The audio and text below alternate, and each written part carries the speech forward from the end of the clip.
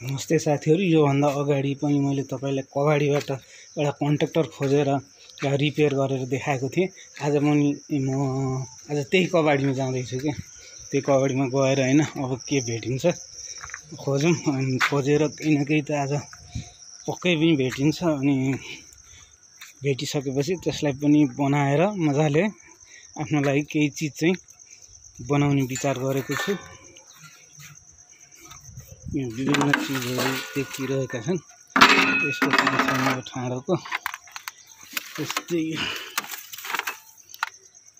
यो चाहिँ के हो भन्दाखेरि यो एमसीसीबी हो। यो एमसीसीबी को पनि हामीलाई के काम हैन।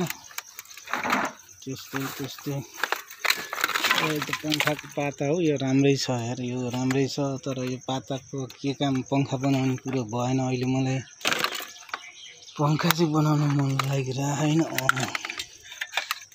यसको पनि के हुन्छ, यसको चाहिँ केही गराउनु पर्ला जस्तो छ। यहाँ ट्युबलाइटहरु पनि थुप्रै फाल्यो। यो चाहिँ ठिक होला जस्तो छ।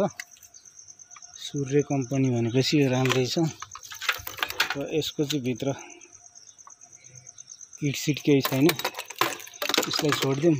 अहिले यो र यो लिएर जाउँ हैन। यो दुईटा अब यसको लाइट चाहिँ यसमा हाल्न पर्छ कि भन्ने सोचिरहेको छु। अनि यो पाता पनि काम लाग्ला जस्तो मानिछु, किनभने यसको लाइट अफ हुन्छ। त्यही भएर यति लिएर जानु हैन। यो कबाडी उठाएर ल्याएको चीजहरु र अब के बन्छ हेर्न नभुल्नु होला है त। सुरुदेखि अन्त्यसम्म हेर्दै जानु होला। साथीहरु, तपाईं हेर्न सक्नुहुन्छ मलाई कबाडीबाट के पाइयो भनेर। मैले यो लाइट भेट्टाएको छु र यो लाइटको चाहिँ कसले हैन बल्ब चाहिँ जलेर फालिसकेको छ। तपाईले देख्न सक्नुहुन्छ। यसको बल्ब सल्ब केही छैन। यो कति महिनादेखि यो पानीमा फ्याँकेको हो। र अब यसको ठाउँमा चाहिँ मैले हुन्छ नि, म त टिकटकर त हैन, टिकटक त बनाउन, तर टिकटक लाइभ बस्नको लागि चाहिँ काम लाग्ने खालको एउटा लाइट बनाउँदै छु हैन। जहाँसम्म बन्छ कि बन्दैन तपाईले सुरुदेखि अन्त्यसम्म भिडियो हेर्नुपर्ने हुन्छ। र मैले चाहिँ यो एलईडी युज गर्दैछु के। सायद यसको चोक चाहिँ बिग्रिसकेको हुन सक्छ। चोक बिग्रेले फ्याकेको हो यो, किनभने सधैँ लाइट त कसैले कबाडीमा फाल्दैन। तर पनि म यसको चोक बनाएर, यसको जुन चोक बिग्रेको भए पनि यसको चोक रिपेयर गरेर भए पनि यसलाई चाहिँ बनाउँछु। कुनै पनि हालतमा यो ट्युब लाइटलाई बनाएर हैन, यसको जुन सर्किट रहेको छ, जुन एलईडी चाहिँ मैले यसमा भर्छु के। यसमा भरेर, यसमा भरिसकेर अनि मैले यो कभर लाउने विचार गरेर यो भ्यू बक्सको फटारो के, यो ठाडो छ नि, यो भ्यू बक्सले चाहिँ यहाँ कभर गर्छु। किनभने यसको चाहिँ एलईडी एकदम ब्राइट हुन्छ हैन। यो सिसाबाट डाइरेक्ट पास गर्दाखेरि आँखाले असर गर्न सक्छ। मेरो सोचाइ चाहिँ त्यही हो के हैन। यही बनाउँछु भन्ने सोचिरहेको छु। यो सिसा झिकेर मैले यो फाइबर प्लेट हाल्छु। अनि प्लेट हालेर मैले चाहिँ यो चाहिँ लाइट सोर्स बनाउँछु भिडियोहरु खिच्नलाई हैन। अब यो कति वाटको ट्युब लाइट हो, यसलाई हेरौँ है पहिला। तपाईले देख्न सक्नुहुन्छ वाट 18 वाटको छ हैन। अब यो जुन फ्ल्यास लाइटको ठाडो फालिएको थियो, यसमा चाहिँ हामीले 18 वाटको एकदम पावरफुल लाइट सोर्स बनाउँछु मैले। र तपाईले पनि सुरुदेखि अन्त्यसम्म हेर्नु होला। सबभन्दा पहिला यसलाई फोर्न जाम है। यसलाई झडाममै फुटाइहालौँ। म लगेर यसको फोर्ने ठाउँमा लगेर यसलाई फोर्छु हैन। यसलाई नफुटाइदिन निस्किने कुरो भएन। यो मैले फोरिसकेको छु हैन। यो फुटिसकेको छ। अब यो क्यामेरामा आफैले हातैमा समातेको भएर तपाईलाई चाहिँ यहाँबाट निकालेको चाहिँ देखाउन सक्दिनँ। म निकालिसकेपछि किट चाहिँ देखाउँछु है यसको। निकाल्दिउँ हैन, पछि यसलाई फिट गर्नुपर्छ। र अब यसलाई खोल्नु सबभन्दा पहिला त बाफे यार, यसलाई त छुँदा छुँदैन, खाँदा पनि खाँदैन त। ठिकै छ, म अर्को स्क्रुड्राइभर लिएर आउँछु। यसको पुरानो उसमा चाहिँ हैन, पुरानो चोक चाहिँ खतरा आइसक्यो। वाटरप्रुफ छ यो पनि। यो चाहिँ यस्तो रहेछ। जे सब हामीलाई यो त काम भएन। र यसको साटो चाहिँ हामीले छुट्टै चोक राख्छौँ। र यसलाई फाल्दिएर हाम्रो चोक राखौँ। हाम्रो चोक रहेको छ, यो चोक रहेको छ हैन। यो चोक रहेको छ। यो चोक चाहिँ हामीले यहाँ यसरी राख्नुपर्ने हुन्छ। यतिकै राख्दाखेरि यो सर्ट सर्किट ढुक्कै हुन्छ हैन। त्यसको लागि मैले केही जोगाड लाउँछु है त।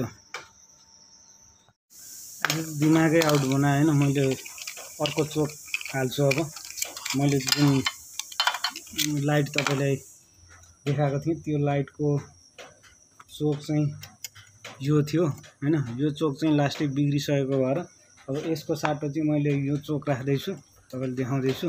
यो चोकलाई चाहिँ सोल्डिङ गरेर रेडी बनाइसकेको छु।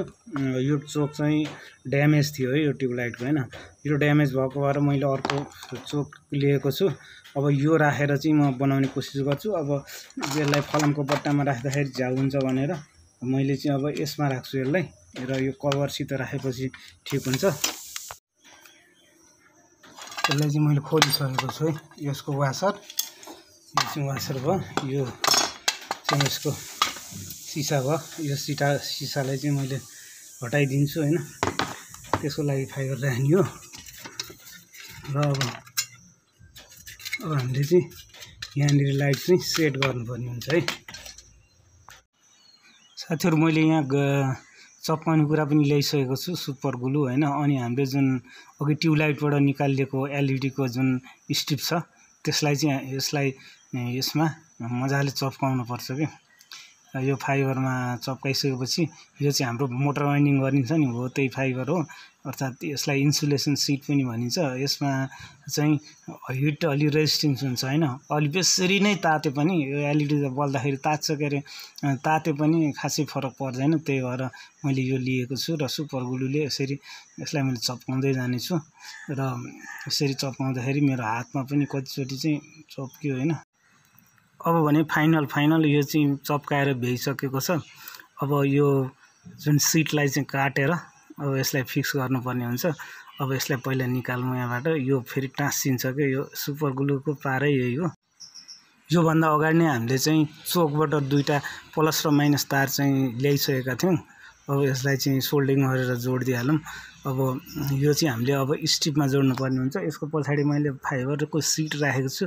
त्यो सिट राख्नुको कारण के हो भने यसले पछाडिपट्टिको जुन एल्युमिनियम रिफ्लेक्टर छ त्यसमा छोइए पनि खासै केही फरक नपरोस् भनेर चाहिँ मैले त्यो राखेको हो। अब यसको प्लसमा प्लस र माइनसमा माइनस जोड्नु पर्ने हुन्छ। यो पुरानो तारलाई चाहिँ मैले सोल्डिङ गरेर हटाइदिन्छु हैन। यहाँ एसी को तार पनि रहेको छ। त्यो एसी को तार चाहिँ काम छैन किनभने हामीले चोकमा चाहिँ उतैबाट सप्लाई दिइसकेको छ। अब यसलाई सबैभन्दा पहिला चाहिँ प्लस तारलाई जोड्दियौं। यो तार चाहिँ अलि लामै भएछ हैन।